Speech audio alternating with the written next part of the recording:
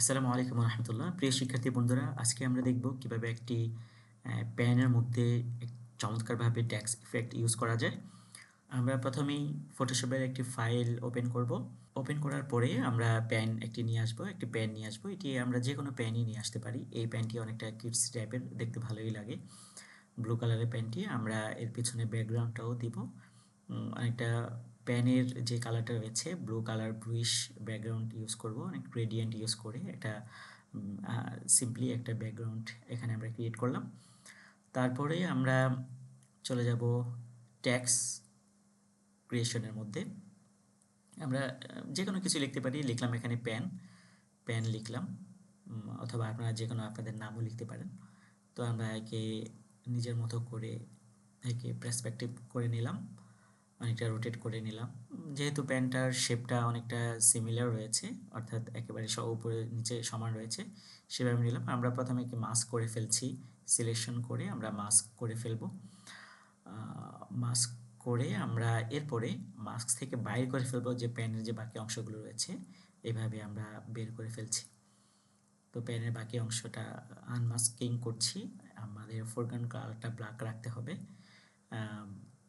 Foreground কালারটা আমাদের white রাখতে হবে এবং আস্তে আস্তে নিতে হবে যাতে টেক্সটের বাকি অংশের মধ্যে ব্যাকগ্রাউন্ডটা চলে না আসে।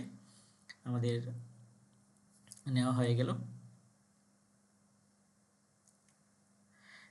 এরপরে আমরা একটি শ্যাডো ইউজ করব, অর্থাৎ প্যানটা যে এখানে চমৎকারভাবে দাঁড়িয়ে আছে এটার জন্য আমরা শ্যাডো ইউজ করব। শ্যাডোর ক্ষেত্রে অবশ্যই আমরা যতটুকু সম্ভব রিয়েলিটি মেনটেন করার চেষ্টা করব, যে অনেকটা দেখতে রিয়েল শ্যাডোর মতো মনে হয়। তো আমরা সেভাবে চেষ্টা করব। এখানে আমি কয়েকভাবে শ্যাডো নেওয়ার চেষ্টা করছি। এখানে 3টা ক্যাটাগরি শ্যাডো নিতে চাচ্ছি। এই যে একেবারে বল পেনের নিচে একটা শ্যাডো দিলাম, তারপরে এখান থেকে আমরা যে শ্যাডোটা রয়েছে এই শ্যাডোটাকে একটু লম্বা করে আমরা এখানে নিয়ে আসলাম। তো আমরা ব্রাশ টুল দিয়ে নিতে পারি, অথবা ব্লার ইফেক্ট ইউজ করেও এই শ্যাডোটা বানাতে পারি। আপাতত আমি ব্রাশ টুল ইউজ করছি এবং ফোরগ্রাউন্ড কালার এখানে আমরা ব্ল্যাক ইউজ করছি। আরেকটি শ্যাডো নিলাম এবং সেই শ্যাডোটিও অনেকটা নিজের মতো করে কাস্টমাইজ করে নিলাম।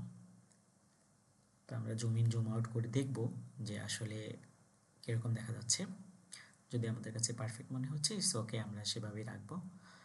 তো এরপরে আমরা এখানে দেখছি যে আমরা শ্যাডো ইউজ করলাম, কিন্তু প্যানের নিচে যে অংশটা রয়েছে এখানে একটু শ্যাডো আমাদের ঠিকঠাক মতো করে নিতে হবে। সাধারণত যদি এখানে উপরে লাইট থাকে এবং এখানে নিচে শ্যাডো হয়, তাহলে এখানে কিছুটা শ্যাডো আসবে, সেই অংশটা আমি এখানে নিয়ে নিচ্ছি। তো আপনারা দেখছেন, তো এইভাবে আমরা করে ফেলবো। চমৎকারভাবে আমাদের শ্যাডো হয়ে গেল, একটা ডেপথ ক্রিয়েট হলো।